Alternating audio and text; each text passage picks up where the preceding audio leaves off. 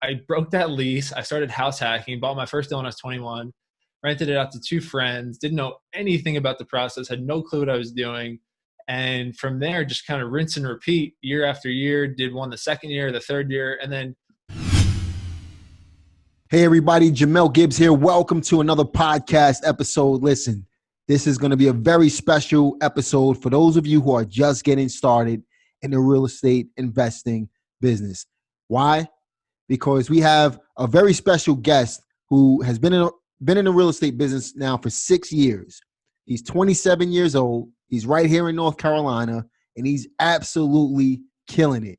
So I really thought it would be a great idea to bring Jonathan on the call, primarily because, number one, he understands exactly what you guys are going through right now.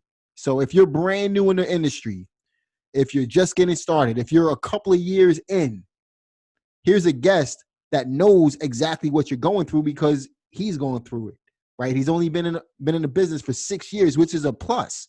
That's a good thing, because if he can kill it in 6 years, the way he is right now in his business, then you guys can do it too. And you can hear it from somebody who's actually done it, who's actually doing it right now. And that's where you guys are going to benefit. That's where, if you implement exactly what we're going to talk about on today's podcast, that's where you're going to be able to kill it. And you're going to be able to hear it from somebody who's actually killing it right here in Raleigh, North Carolina. I have students in Raleigh. I know that market is great. He's killing it in Raleigh and the surrounding areas. So I wanted to welcome Jonathan to the call. First and foremost, I met him on, just to give a little bit of history here. I met Jonathan on Instagram. He, commented on one of my posts. I went to his page. I saw exactly what he was doing in his business. I love his page, by the way. You guys got to check it out. We'll share that with you later on today. But he does a lot of traveling. He's living the investor lifestyle at 27 years old.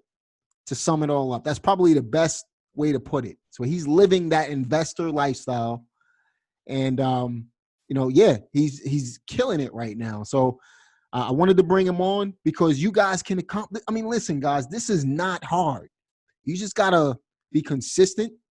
You got to have a little bit of know-how, and you got to be willing to put in some work. If you're willing to put in that work, this can work for you as well. The same way it worked for me, same way it worked for Jonathan, same way it works for everybody who succeeds in real estate. You have the ability to kill it, but you just got to get out there and do it first. So Jonathan mentioned he's in that building phase right now. All of you guys should be in that building phase. I'm constantly building, right? I'm constantly doing what I need to do to take my business to the next level. There's no such thing as a relaxing phase to me. I'm from Brooklyn, New York, right? So in order for me to get to where I really want to go in this business, I got to keep building. And that's what we do as real estate investors, right? We build. That's what we do. We build stuff. We make stuff happen, and we create that lifestyle that we want. We build the life that we want in this business. So I wanted to welcome Jonathan Farber to the call. He's here in North Carolina by way of Long Island, New York. And I know you guys are going to enjoy this podcast today as well. What's up, man? Dude, I could run through a wall right now. You just got me fired up, man. Seriously, that's awesome. But thank you for having me. I'm pumped to be here. Man, it's a pleasure. First and foremost, I appreciate you taking the time out.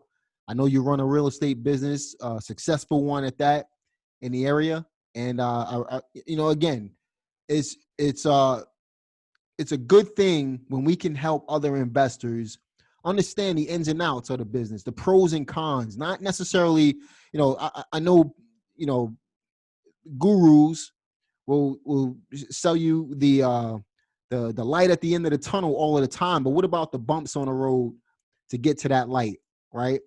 So we see the light at the end of the tunnel, but we have to get to the light first. And that's why it's comforting to know that, we can have guests like you on these podcasts who can share what they're actually experiencing in their business, actively investing in real estate, not just talking about it. And that's what we want to accomplish on today's call, man. Yep. Love it, man. There's a lot coming to mind just hearing that, but I think there's a lot of things people could be doing. So you tell me, man, where do you want to kick off? Well, why don't you tell them a little bit about yourself first, man, and then we'll take it from Sure. there. Yeah, absolutely. And I think one point you said that, this business is about taking action and consistency. I'll just throw it out there like this. If I can do it, anybody can do it. And that was the mentality I had a little bit at the beginning when I first started investing and looking around and seeing what these people had done in real estate or what they'd done to build a small fortune or maybe a big fortune. And I couldn't believe. And that was kind of the thing that I needed to see from other people to say, if this person can do it, I know I can do it. And I'm saying that for other people out there. I'm not the smartest, not the most charismatic. I'm not the best on video. I don't even a lot of times know how to run the numbers, but it's that consistency and that growth mindset that was my first step to getting into it. So I guess just a short and sweet background. First business development book I ever read was Think and Grow Rich, followed by How to Win Friends and Influence People. Two influential books. I think every middle school, high school, college person should read those books. They could change your life, set your entire course. And for me, that was kind of what sparked my interest. I had a little bit of family stuff happen as well, but I knew that right then and there, I needed to create this vision and this plan for my life that I felt like I never had. And from there, a little bit about just growing up. I was kind of just going with the flow. I was definitely a little bit of a partier in high school, definitely a little bit of a partier in college. And I was just kind of doing what was fun, going with it and kind of feeling it as it came. I did play golf in college. I kind of picked it up when I was in high school, self-taught. And through that, I got to meet some people. But again, I was still in the party mode and just kind of have fun and whatever. And when I was a senior, I read those books and had a couple mentors that I just reached out to cold on LinkedIn and Facebook. And then again, like I said, the family stuff, and just made me really turn on a dime to think, I got to cut all this stuff out. I got to figure out what my life needs to be. And I need to make something of myself. And if not for myself, for my family. And from that point on, the light went on. It's kind of never gone off. So it was just about personal development, networking, thinking about how I could start growing. So started doing that. And then my job, I started working in Raleigh, North Carolina from New York. That's how I got down. And then a couple months down there, read Rich Dad Poor Dad, got introduced to Bigger Pockets. And I'm thinking, man, even though I think I'm killing it, I'm making like 65, 70 grand as a 21-year-old. Like I made it.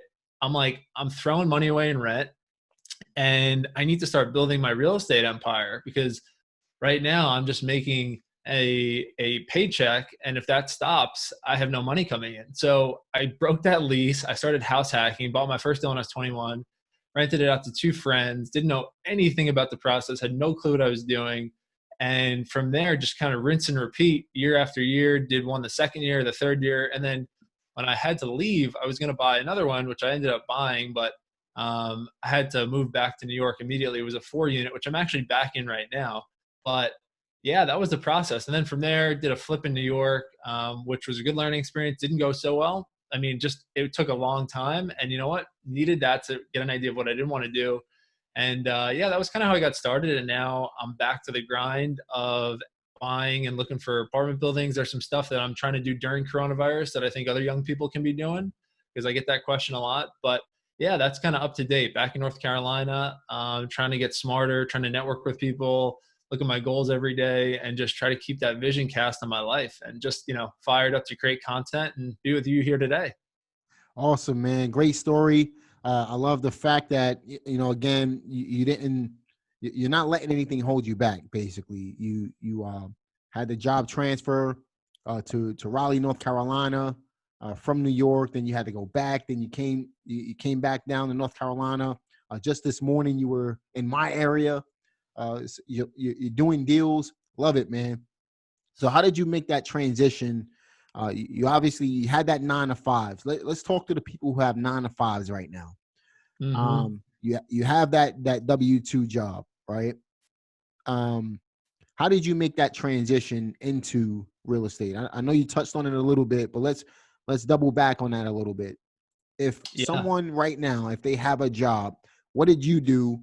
What type of mindset did you have going in, and why real estate? Why did you pick that field? So the first step or first thing that triggered in my head was when I first got to the company, there was a layoff. And I saw men and women that were 40, 50 years old that had big houses, mortgages, 2 or 3 kids in college, all these high expenses. They just got laid off and their faucet just got turned off. Mm. So now they had all this money coming in, high income earners, $2, $3, $400,000, and now it just went to zero. And now they have all these bills piling up, and they have a house they have to pay for, and this big life that they've created or felt like they created, and they're doing it, keeping up with the Joneses, this and that. And it was like, whoa, I saw that. And I was like, they're not in control of their lives. They have someone that's basically playing puppet master on their life and their finances. And I realized the first time I can't have that. So the shift kind of happened for me. And this is the same way I kind of bought back into this strategy during coronavirus, but I was thinking, all right, I'm willing to make some short-term sacrifices in my 20s to live free in my 30s. So that was my approach, right? Like long life, hopefully I can make it up there, hopefully. And I was like, you know what? I need to actually explore the ways I could start growing this business and following in people's wake of how they did it and got started. So first step, a little bit of a step back, goals and vision. What do I actually want? When do I want it? What am I willing to give up? So for me, I wanted to be financially free by 30. Right now, I'm on track to do it sooner, but conservatively, I could still hit that goal. The second thing was, what are the strategies and the tactic I could use to do that? So for me, and for anyone listening to this, man, it's such a great time with social media and podcasts. Everybody's accessible now. And you know what? I would use that young age to your advantage. And that's what I did at the time. I tell everyone, if you're under 25 right now, you have the greatest utility you could ever use, because people, they will get on the phone with you, right? Like if you're 22 and trying to figure it out, it's kind of cool. If you're 32 and trying to figure it out, people are like, you're just a dude. Like you should have it figured out by then. Like you're just a guy. Like why, whatever. So I tell every young person, get on the phone with people, call people, network. For me, what that meant was I reached out to the first 150 guests on Bigger Pockets for virtual coffee. I said, I need to learn how you got started. I need to learn the strategies, the tactic. I wanted these people in my network so that if I got stuck, I could call them, because I didn't come from a real estate family. My parents, until about 2 years ago, thought I'm a nut job because they want me to be an accountant or a teacher. So step 1 is education, 2, vision and goals. I think 3 is networking. Just start reaching out to people and figure out what you want, especially if you don't have the experience with it. The fourth thing is you have the time on nights and weekends, and you're home now, maybe with coronavirus. So why not pick up that side hustle or try to find that mentor? And for me, what that meant was I was just reaching out to a bunch of people asking, how can I bring free value? How can I do stuff that you don't like doing? Like if you're a young person listening to this, message the first 50 guests on Bigger Pockets and say, hey, what do you not like doing every day? I have these skills. I'm happy to try to do it for you. Like that's value add. So yeah. I was doing that too. And then from there, the consensus was, I don't need a lot of money to start house hacking. And that was the strategy. I got connected with Craig Curlap. He wrote the book at Bigger Pockets, a couple other people. And I was thinking, you know what? $100,000 house, I can scrape together 3.5%. I think we all can, just don't buy the watch, don't buy the car, live below your means, save money. You don't have to eat ramen, but just, you don't have to go out every night, and you could start building. So that was it for me. And then once I got that first property with 3.5% down, going out, I just called a broker and I said, hey, can you show me properties? She said, sure. We went and saw like 35 properties. God bless this woman, because she had the patience to teach me and walk me through that process. But you know what? Anybody could call that broker and start that relationship. We went and saw the deals, closed on it, found 2 friends. And I kept asking myself, what's the worst thing that could go wrong? And you know what? The worst thing that could go wrong is if these 2 people didn't move in or didn't pay rent, my mortgage and my principal and interest and my taxes rather was still lower than what I was paying in rent. So I'm thinking, why not? Why not do it? And then that was my first taste. Anyone listening today can house hack, period. I don't care where you live, what your situation is. And if not, that means maybe your credit isn't good or you need to build better habits with savings, which is doable. You could change your trajectory anytime you want, but that is, I think, the easiest way to get started. House hacking, buy something low down payment, rent out the other rooms, and you're in the game. Yep. And how, at the end of the day with house hacking, as long as the house can pay for itself, then you're winning all the way. So are you still house hacking today? Because I know you can do it on a couple of houses. It won't necessarily be a first time home buyer opportunity anymore, but are you still doing that? How long did you house hack before you started turning things up? So it's funny you ask, because I'm back to that mindset with coronavirus, that short term, slight sacrifice. I'm not saying go live under a bridge. I'm saying tone things down a little bit, get more steady. And then everyone, the one thing I'll say is everyone kept saying, I wish I knew now what I knew in 2008. I'm like, this might be it again. Get ready. Here's another opportunity, man. You asked for it, you might have it. So like take a step back. So for me, I'm working on a video right now where it's going to be the basics of, I moved to North Carolina when I was 21 and I thought I needed to show out. I was flexing. I lived in a beautiful apartment, pool, gym, have friends and family come over. Like, this is what I've done. Now, 27, I moved back into a quadplex that I bought in 2017, which is a definite step down, quote unquote, in quality of life. Not so much though, like not a huge deal. But people would look at that and be like, you were living there when you're 21 and now you're living here. So for me, I'm moving back into a 4-unit so I can get a better interest rate on a refinance. And then I'm knocking off PMI on it. So I'm house hacking again in theory. Exactly. Now, think about that for a moment though. So you took a step back, but I'm sure you're living rent free right now. Yeah. So how bad is it? You know what I mean? Dude, it's not bad. Exactly. That's my point. So you own a property, you're living rent free through house hacking, and you're able to save up more money, build equity in that property, and that's going to take you into your financially free by the time you're 30 anyway, right? Totally. And just one comment on that, like the first step in any of this, if the term gets thrown out a lot, financially free. Yep. But if you can knock out your cost of living and then buy a car that is paid off with cash, guys, that's your free. like what, like food after that. And then like, I mean, hey, if you love clothing, you got a shoe addiction, whatever, one thing, but like, you don't need that much more. For most people, their biggest balance sheet item, their biggest line item expense is living and car. You knock that out, you're already like halfway to financial freedom. Now you just need a little bit of the side hustle, which real estate can provide for you, maybe a little bit something extra on the side, and you're there. Yep. It's just like you've become unhinged or like unshackled compared to only having one stream of income and trying to buy stuff to impress people that you don't even like. So why do that? So let's talk about that. You obviously understand the definition of true wealth, right? What's true wealth in your eyes? So I have a short term and a long term. For me, my short term passive cash flow, financial freedom is $8K a month passively. Okay. I don't need to replace my full W-2 income because I feel like from there, then it could be that much more. After that, I have bigger goals. I'd like it to be 20,000 in 5 to 7 years passively. But then I don't think I need, like, I used to want to be a zillionaire, but now I want to be really comfortable. I want to have my needs met. I want to be able to help my family, my friends. And that's enough for me. Like, I like nice things, but I don't need a lot of them. And, like, I like simple, so for me, if I get the basic needs covered, I can do fun stuff. I could, help my family and friends, whatever. That's what financial free looks like for me. And then I get really fired up from helping people. So for me now, then that would be the next step. And just why, I started a Facebook group and other stuff that's like community that I love doing. But yeah, those are my short and long term. It could change, but that's it for now.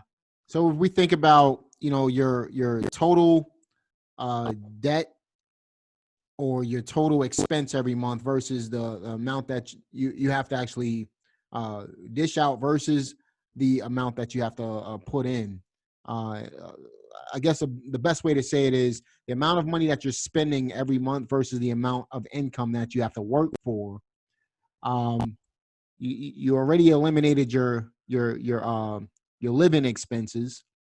I'm not sure if you're making your car payment through your job or whatever the case may be, but by the time you're 30, you'll well exceed that amount, regardless of the fact, because you're living below your means, number one.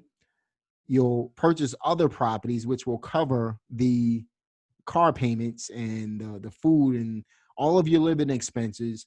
And that's what brings true wealth in real estate. That's what people want. At the end of the day, they're not looking, most people, I talk to a lot of people, most people just want to make 10 grand a month. And I ask them, why do you want to make 10 grand a month? Well, it's because, I'll make 6 figures a year, or they'll come up with another excuse. But then when I follow up with the question, how much do you actually live off of each month right now is usually like $4,000 a month. Let's just say, right, $5,000 a month. You know, if you're living a modest lifestyle. So I tell them, what if you can make $5,000 a month passively without doing anything, right? Without putting forth any effort, just on rent collection. That's how you build true wealth. If you're spending $5,000 a month in expenses and you can cover it through rent or another passive income, then you're considered to be a wealthy individual. So wealth doesn't necessarily come from, making several $1,000,000 a year. It comes from your income exceeding your expenses without your personal efforts. That's where people get caught up. And you're already doing it, man. At 27 years old, which is pretty impressive. I could tell you, when I was 27, I started around the same age as you, 21. By the time I was 27, I owned multiple $1,000,000 in real estate. But then 2008 kicked in, and I was bankrupt. And then it took me almost a year to get everything back on track. But I wasn't living below my means like you are today. So that's why I was telling you earlier, man, just stay ahead of the game with that. And you're going to be kicking butt by the time you're kicking butt already, but you're really going to be in a favorable position before you're 30 years old, man. Fantastic story, man. Yeah. And just one comment on that, because you know what, that's one question I do get a lot in this, and it's such a valid question. And I try to not be a good book I recommend, or just it opened my eyes to things called Fooled by Randomness. And basically, like, the concept of that book is there's a lot of investors right now that look smarter than they are because they just started investing in 2010, and you could have thrown a dart in 2010 and you look like a genius. Okay. So part of me, I'm trying to weigh that of, have I made actual savvy moves, or have I just been lifted by the wave that lifts all boats? So I balance that a lot, but there are three rules that I live by as far as investing goes. And these are just rules that I've kind of put together, but they started with one of my I'd say idol investors, Joe Fairless. He's a big syndicator, multifamily guy. I'm sure you know him, but he's built a big multifamily apartment building business. And his three rules are long-term debt, cash flow, and you need reserves. Yep. And with that, I feel not like bulletproof, but I feel the likelihood, and then living below my means for sure. But I feel like that if I keep those three in mind, those are the three I always have in my head whenever I'm looking at an asset, is a way to make sure that, okay, if a coronavirus happens, how will I do, right? So like, I looked at my portfolio now. If every tenant stopped paying, how long could I go, right? If there was no stimulus, no forbearance, whatever, like, how would I do? Now, however I would do, it doesn't matter. I mean, I'm conservative in the sense of I keep a lot of reserves, but I think if you keep those three things, you do set yourself up for a better chance. And then, there's going to be people that are definitely reckless too. And, they'll get cleansed out and then they'll rebuild. But what I like about it is once you learn how to do it, you can do it again, man. It's the expression. If you took all the money in the world and divided it equally, it would all end up back in the same pockets. It's a Jim Rohn quote. Dude, you're an example of that, right? You got knocked down. You're probably beyond where you were then, and now you're so much smarter about it, right? So it's like, you learned how to do it. Who cares if you get knocked down? You can rebuild it, and that's why your story is so cool. Yeah, man. I appreciate that too, man. But I don't look at it as a loss. For me, it's not a loss at all. It's a learning lesson. It's a seminar, so I just learned from the mistake and kept on moving, man. So it's not about, we're going to get knocked down. I expect to get knocked down. Is how many times can I get back up to get to the goal? And that's what it's all about, man. So Love it. Great start to this podcast, man. So what's the biggest misconception that you feel people have getting started in real estate? House hacking is a great way to get in. But what's the biggest misconception that people have when it comes to house hacking? I think the biggest one is people say, what if it gets weird with one of my friends? If I'm renting it out to my friend, I got to chase him for rent. And that's a real concern. I get it. But you know what? Like, I never had that. And I felt like it was something I worried about. You know, it's like a good Mark Twain quote: half the things we worry about, never happen. I forget the exact wording, but it's so true. Like, that was one of the things I was like, these are my friends. I work with them. I try to keep, swim lanes up between my life and work and whatever. And you know what? It wasn't a big deal. Those are still some of my closest friends. And I took them with me, and now, they're doing their thing, and that it just becomes a rental after the fact. But that's the biggest one. And then just the other one is like, will I be able to fill the rooms? And, if you do a little bit of back end research and a realtor helps you, and maybe you call a property manager or two, you look on Rentometer and you just do a little bit of homework, you'll be able to rent it out, and then from there, I think those are the two biggest objections I have. And then some people, it's just like, they don't want it enough. They want to be wealthy, but they don't want roommates. So I'm like, you don't want it then. And that's totally cool. Like, my whole thing is do whatever makes you happy, right? Yeah. Like if you love living in debt and driving the car you can't afford and having the bag you can't afford and the watch and whatever, dude, and you're happy, amazing. Like, I love you for it. And like, amazing. Like, everyone needs to find happiness, in my opinion. For me, I'm not happy with that setup. So for me, happiness is a little bit of delayed gratification and doing it. So those are the two things I'd say: living with friends and it being weird, and then maybe like personal life getting mixed with maybe the work friends, or just like having to chase people down for rent. But never had a bad situation with that. Cool, man. And you know what's so interesting about what you just mentioned, man? So you have some people that they want the instant gratification right now, and they can't wait for the floodgates to open for them later on. They want everything right now, rather than investing a little bit now and then getting whatever you want later on. That's like somebody who will go out and buy a pair, a $200 pair of shoes, let's just say, $200 pair of sneakers. They'll put the money, they'll spend the money on the instant gratification of having the sneakers or the shoes or whatever it is that they want, or maybe even a $5,000 down payment on a car. I'm just kind of using that as an example, but they won't take the same money and invest it into something that's going to bring them more income, because they can't wait a little longer to be able to have the investment pay for whatever it is that they want on the front end. So that's one of the biggest things that I see people, they're not willing to invest into themselves. To them, investing into themselves is getting what they want right now with the money, rather than investing it into, let's say, real estate, which is going to offer a return on the investment. So that's one of the biggest mistakes that I see people make. I've made that mistake, so I know it's true amongst a lot of people.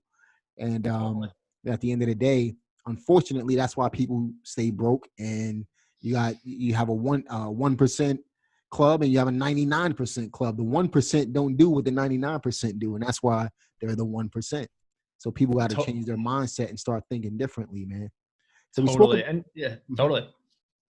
So we spoke about some misconceptions. What do you feel are some obstacles some challenges people might have trying to get started?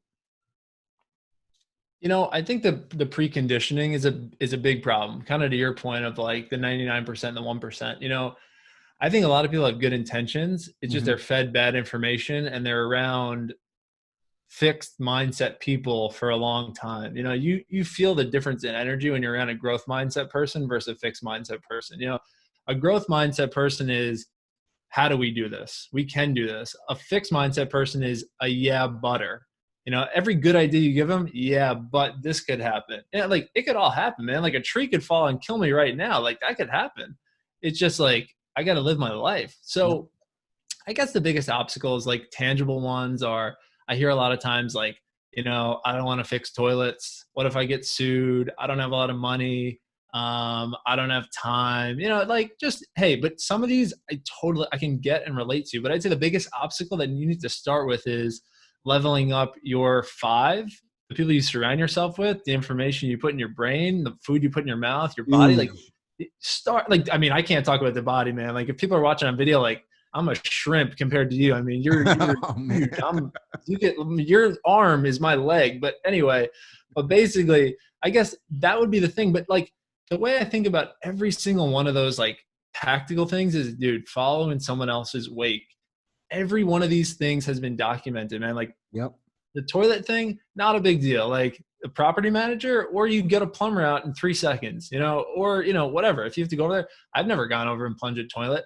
The money thing, there's all these creative ways. I put Yep. $3,500 down on my first property. I bet anybody listening to this podcast can come up with $3,500. Yep. Time, dude, unless you're working 120 hours a week, you have time. You have weekends, you have nights, you have ears that you can put content into all the time. If you don't like to read, it doesn't matter. You can call people.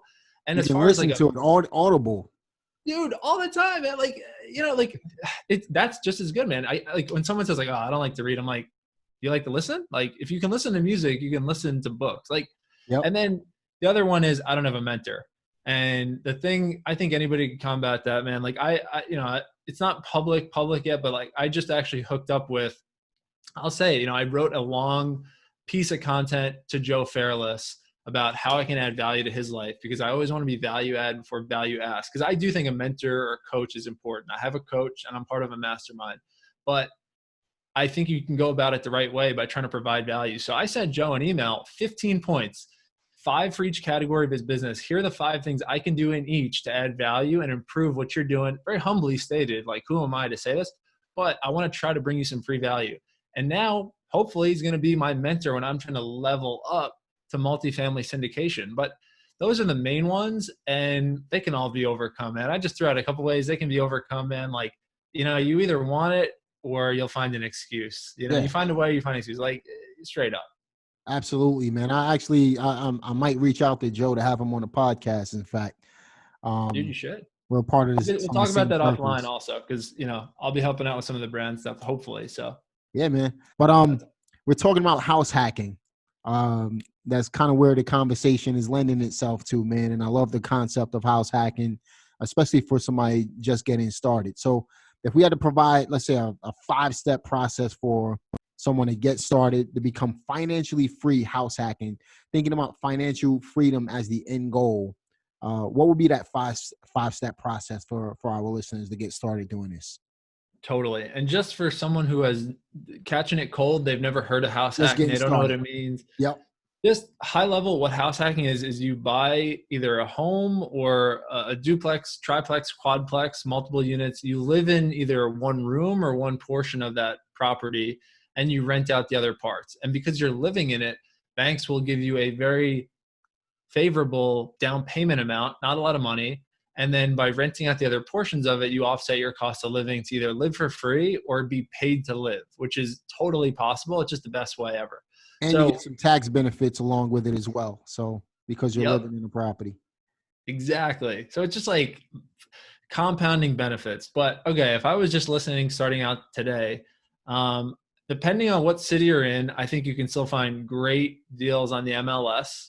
Okay. It might be a little harder depending what city you're in. If you have suburb flight going on right now with coronavirus, it's a real thing. Suburbs are hot, but I think you can do it. And I also think one thing that is a little bit of a, I feel strongly about it. Some people would disagree. I don't mind even overpaying a little bit on a property that I'm putting so little down on. If my numbers still work, that I'll either be able to make a little profit as a rental or live for free. And by being able to offer a little above ask or overpay a little bit, you have a better chance of getting that property. So that would be like step 3. But what I would do is I would go on Bigger Pockets.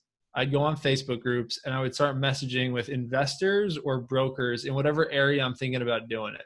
Facebook groups are like the best secret out right now. Like I found 2 partners. I found a deal on Facebook. Like it's amazing what's going on there. So you can link up, you just type in the city you're in and you type in investor group, right? Like you could type in Raleigh investor group, North Carolina investor group, and people post deals all the time, but you can also find out who the players are and start networking. So day one, you get off this podcast or you pause this podcast, I'd go on those Facebook groups and Bigger Pockets right now, say, hey guys, I'm a new investor, or hey, I'm looking to buy a house. It's a house hack.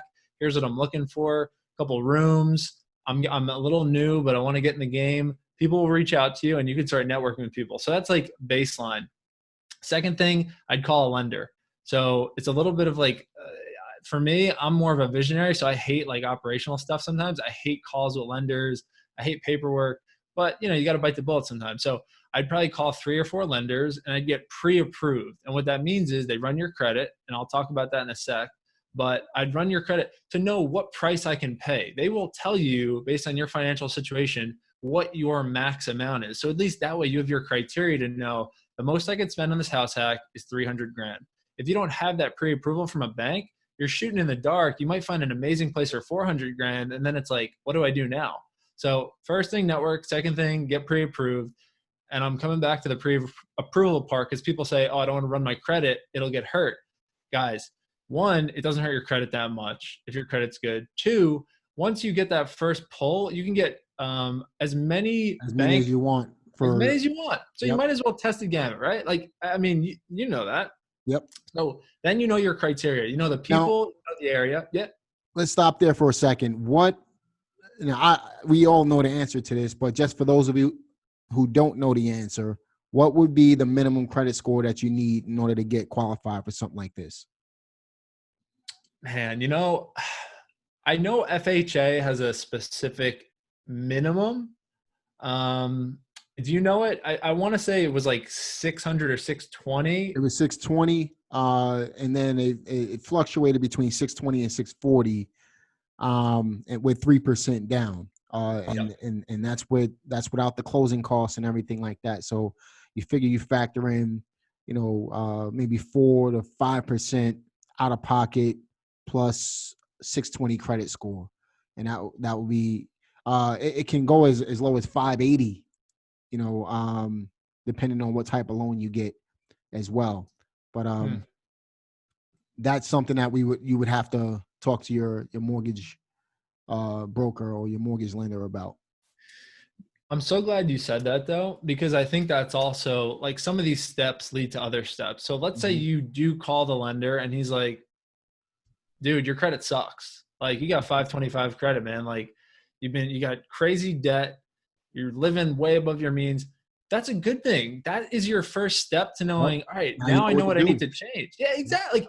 Like this is a perfect example. I got a credit pull 3 weeks ago and I couldn't believe the result. Bad result. For me, it was a 660. I'm like, what happened? Like I've never missed a bill, nothing. They said, it's crazy.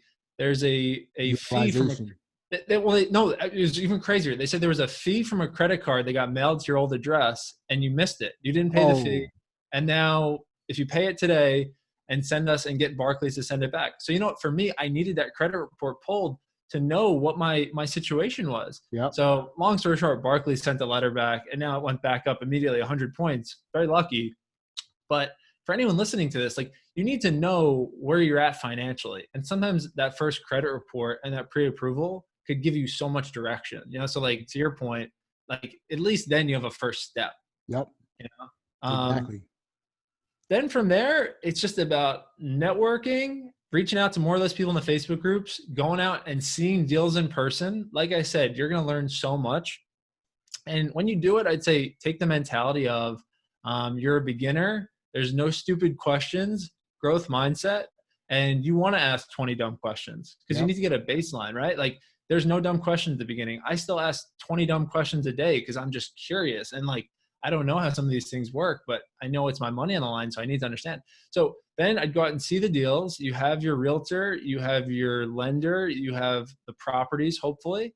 And then from there, it's just about taking that step off the curb, and feeling like you can make the offer. And then at that point, I'd start feeling out people, either friends or people maybe on Facebook, friends of friends. Craigslist is a little sketchy. I don't know if I totally recommend it, but try to figure out who you're going to live with, your roommates. And that's like the guide, man. I mean, high level, like for sure, but that would be like my step-by-step. And then you feel, obviously we both know the answer, anybody can do this, but how difficult is it for someone to get started doing this? Dude, this is one of my favorite questions that I throw out now on my podcast, which is like, how much time should you spend preparing versus executing? Like some people, I'm pretty action oriented. Once I have my base and a couple of systems, I feel like I can go. Other people, yeah, I'm not going to call anyone out here. I probably should, but I'm not. But some people, they just, 5 years, they've underwritten, analyzed deal after deal, and they just can't do it. Mm-hmm. So I'd say this, man, like, you've done the research for a year, two, like any more than a year and a half, you're ready. And if not, I'd say you need maybe to force a little bit of a nudge. You either need a coach, a mastermind, a mentor, something like that to guide you through, because you have something blocking you. Like, there's nothing complicated here you can't learn in a year. So for me, I like to get about 30% base, and then I like to talk to a lot of people, and then I just feel like I can go, but that's just me. I'm a little more action oriented. I'm not an engineer. I'm not an accountant. I'm a little bit more of kind of the higher level, like visionary type, like ideas. So I can kind of just jump in. I actually need someone to help me restrain and be like, it's a bad idea because. So I'd say look in the mirror and self-awareness to know, like, what's my profile type? And then from there, it's like, if I need help, go out and pay for a mentor or get in a mastermind for free, or just get around the right people. And then, say, hold me accountable to this, and I need to just get in the game. And now you got to help me get in the game. So that's my answer. It's just how much time to plan versus execute. For me, it's like 30, 40%, and then jump in. I 100% agree with that too, man. Most people, let me ask you this, how valuable is having someone actually show you, some people just don't have the funds to invest in, or they say they don't have the means to invest into a mentor. How valuable is having a mentor to you? Dude, all right. Let me stretch out for this one a little bit. All right, here's the deal, guys. If you went to college and you just spent 150 grand and you don't even want to do anything with that information, what difference does it make dropping $1,000 to change your whole life?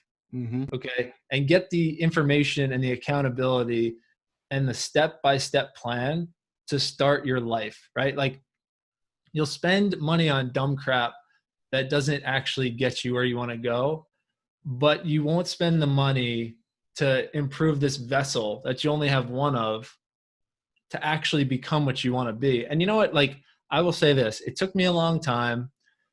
I will say, coming from the corporate world where there's so many fixed mindset people, it's so looked down upon. So you need to, I'd say, break out of that and be like, who am I getting my advice from? Corporate people that, they're 60 years old, but they've been dead since they were 20? Or do I want it from the guy that's 39 and literally is cooler than most 20-year-olds, and like doing it? And what is my hurdle? So like, for me, I have a coach, I have a mastermind. Like, I just want to be around the people and get the boost. But it was definitely something that I needed to wrap my head around. And I thought it was airy-fairy. I thought it was gimmicky. Thinking, coach, like, what is this? But you know what? That's because my conditioning was bad. I was taught by people that you stop getting educated after college. Dude, after college, education begins. Yep. So it's like, that's the thing. So for me, I would say, if you're listening to this and you've done a little research and someone has good branding, if they have good social media presence and they have testimonials or tutorials, why not, if it's $500 or $1,000, okay, like, it might be what you need to level up and become the person you want to be, or get you on that path, So I'd say, and also depending on how much your time is worth, I think about my time per hour. I know I could learn probably anything in 3 months, but do I have 3 months? If I look at my dollar per hour, if I spend 3 months learning something that I could pay to learn in a week, it's a no-brainer, or I could pay to learn in a month. I just saved myself 2 months of my life. Yep. But then I could go be playing golf or with my family that, I bought back. So different mindset. I get it. It's hard, but I would say just do it if you really think it's what's holding you back. And you might be amazed at what happens. Yeah. And, I think a lot, that goes back to the sneaker and the down payment on the car mentality as well. People, they want to spend money on instant gratification, something that makes them feel good. Material things make you feel good. With investing into yourself, you're not going to get instant gratification. It can come quickly, but it's not going to, you're not going to get that feel good mentality until you get that first check. The problem is most people don't take the step to get to the first check. So they'll never have that satisfying feeling to to understand what it feels like to have that money in the bank, to get to the check. You know what I mean? So, most people fall short of that, unfortunately. So they'll, and just kind of touching base with what you were saying on the college thing, is programmed into people's minds that they have to go to school to make money. Unfortunately, most people don't even use their degrees.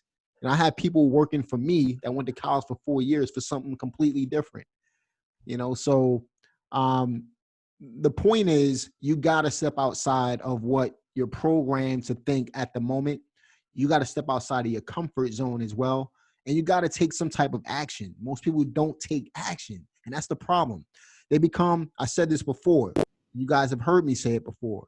People become professional learners. If you're taking 1.5 years to learn something, that's a problem.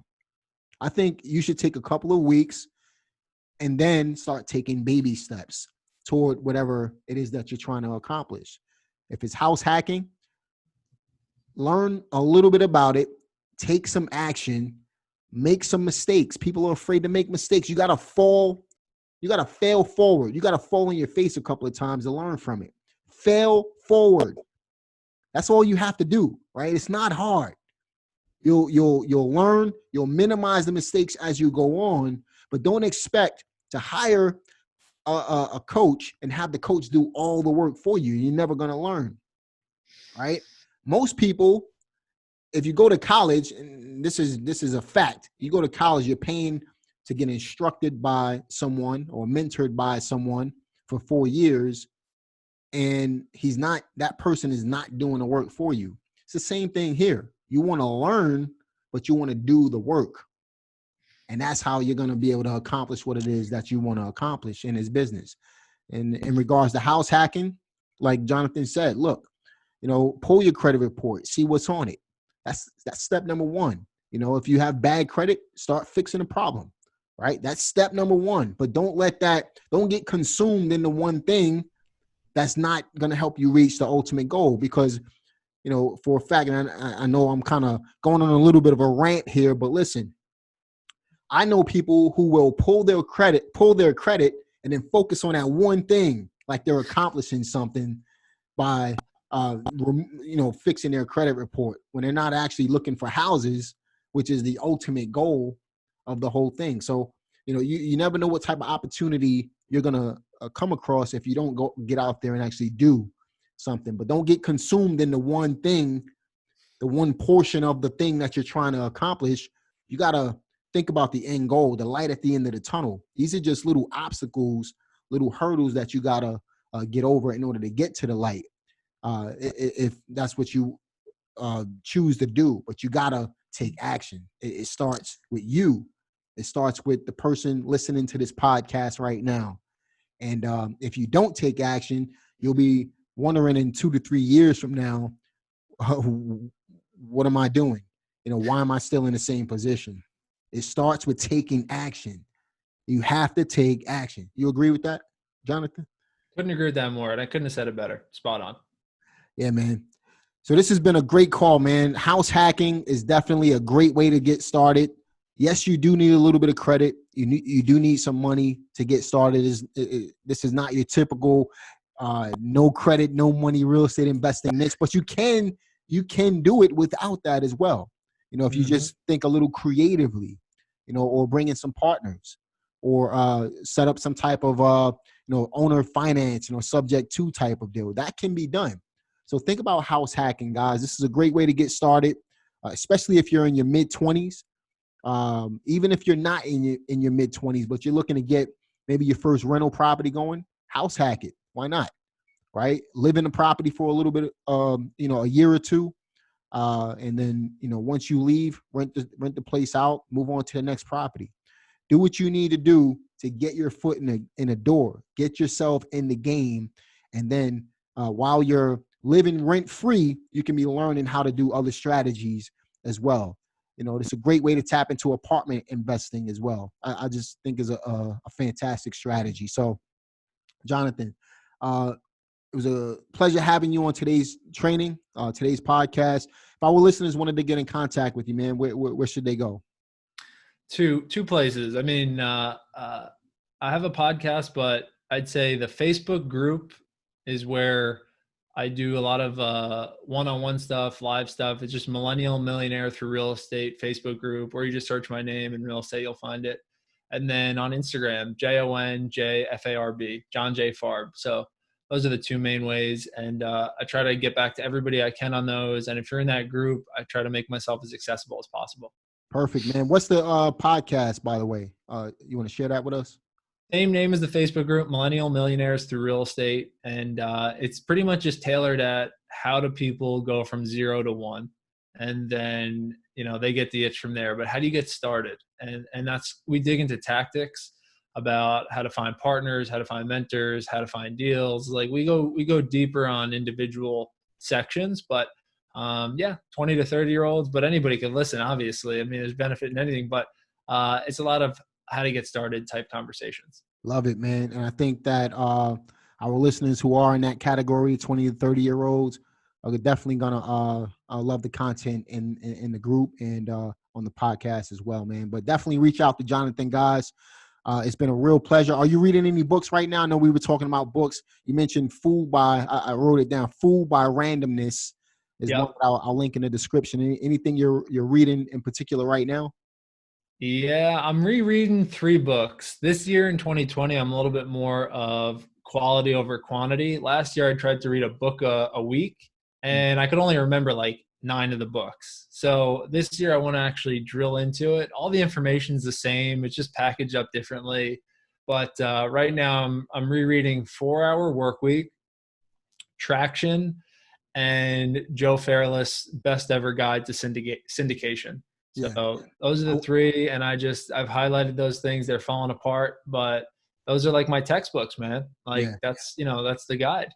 I went through all of those books, man. And in fact, recently, as of maybe 7-8 months ago, I went through Joe Fairless's book. So I'll link all of that in the description box from Amazon for you guys to be able to take a look at those. I love the 4-Hour Workweek as well. I love Traction. I listen to those books. I'm an Audible learner, an audio learner. So I listen to Audible a lot on 1.5 speed. I usually be able to go through books relatively quickly. I'm not more of a visual reader, a physical reader type of guy. I just don't have the time in a day to do it. I got 4 kids, man. So but yeah, man, it's been a real pleasure having you today, brother. I'm looking forward to having you again sometime in the near future. I love the journey that you're on. I love the story. And I'm looking forward to seeing where you end up in the next couple of years, man. Before you're 30, financial freedom, and anybody can accomplish that, man. And I love the fact that we're talking to that crowd today. Any last words for our listeners? I got one. It's kind of a more recent top of mind comment, but like a lot of people think about, why are some people successful? Why are some people not? What's the difference, right? And a lot of people say hard work. And my friend asked me this. We were driving through a neighborhood one day, and there were a bunch of gardeners out, lawn guys, whatever. And I was like, you think they're not working hard? They're working harder than me and you 10 times, right? So I don't think it's hard work. I think there's only 3 things that we can do as ourselves, right? I think we can only cast the vision for our life. No one else can do that for you. Vision and goals. Networking, no one else can network with you or for you. No one else can make a relationship. And the other thing is what you put into your body and your mind. So those 3 things I think can't be outsourced, but those for me are the 3 that when you blend them together, you can really become something. I think hard work's important, but read 4-Hour Workweek and you realize it's not all hard work, it's smart work. But those are the 3 things I recommend anybody drill into: vision, networking, and keeping this vessel clean. And you'll be amazed at what happens. So that's it, man. Just anybody can do it if I can. And this was a lot of fun, man. You just rocked this interview, dude. I can't wait to have you on mine, but you do a great job here. So appreciate you having me. Appreciate it, man. I'm looking forward to being on yours. Anytime you want to have me, just let me know, brother. Listen, guys, it's been a real pleasure having you guys listen in today. I know you guys picked up a lot of jewels today on this podcast. Be sure to share it with others. Like this podcast, subscribe to the YouTube channel and all of that good stuff. All of the information that you need will be in the description box below. I'm looking forward to seeing you guys on the next one. Take care.